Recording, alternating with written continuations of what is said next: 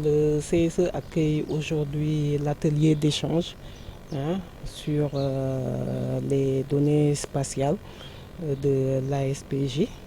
Et donc c'est pour nous un réel plaisir, d'autant plus que les questions qui sont débattues aujourd'hui rentrent un peu dans le cœur de métier du CSE, qui, comme vous le savez, est une institution qui est chargée de collecter des informations environnementales, de les traiter et de les mettre à la disposition des pouvoirs publics pour la prise de décision.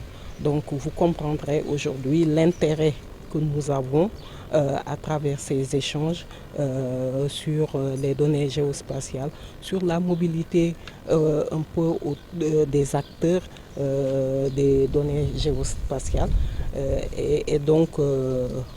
Je réitère un peu les sentiments du directeur général du Centre de suivi écologique et de tout son personnel et souhaite que ces échanges-là soient fructueux et qu'ils puissent déboucher sur des collaborations qui nous permettront aujourd'hui de mieux d'avoir un cadre d'échange et de partage beaucoup plus formalisé et autour desquels les acteurs pourront bâtir les projets futurs. Merci. Eugenio Cavallo, je suis le chargé des affaires scientifiques à l'ambassade d'Italie.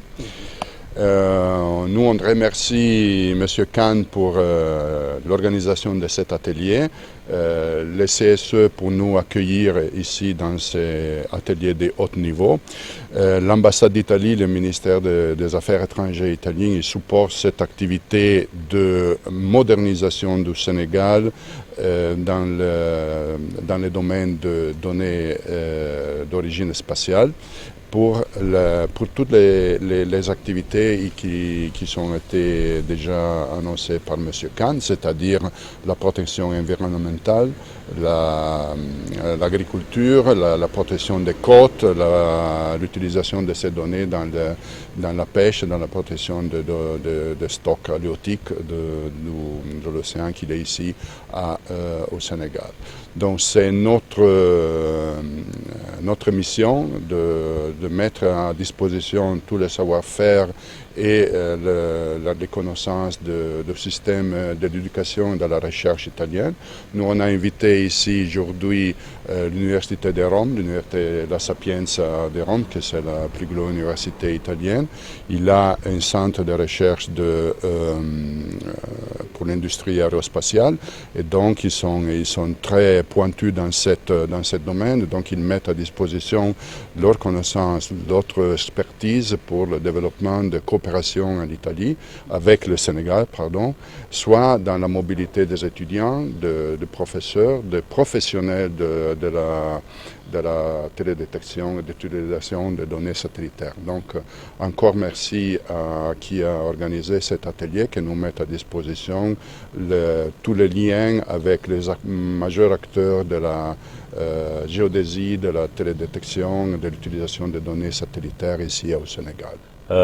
Nous sommes réunis ici en atelier de haut niveau de lancement des échanges entre les acteurs du géospatial.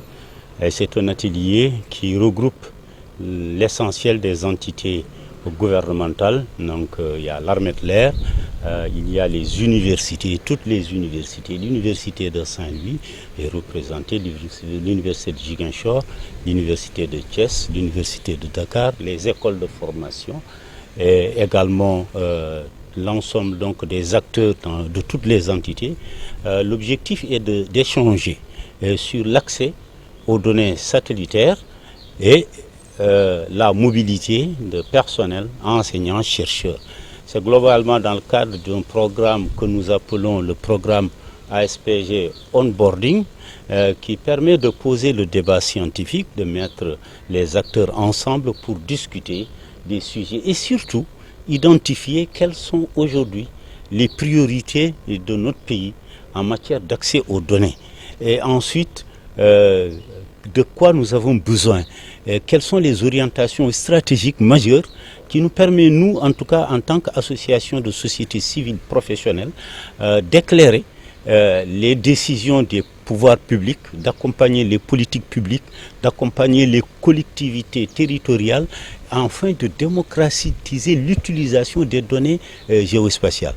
Et nous organisons cet atelier avec la collaboration de l'ambassade d'Italie, avec une mission qui est venue donc de l'université Sapienza de Rome et qui collabore avec l'agence spatiale italienne, et ils vont présenter toutes les opportunités qu'ils peuvent offrir à l'ensemble des acteurs pour qu'on puisse accéder à ces données satellitaires. Vous savez que ces données satellitaires, le pays a besoin d'être équipé en infrastructure géospatiale pour pouvoir collecter, comme l'a dit la directrice technique du CSE, l'ensemble des données qui nous permettent de nous indiquer que reflètent en réalité nos territoires.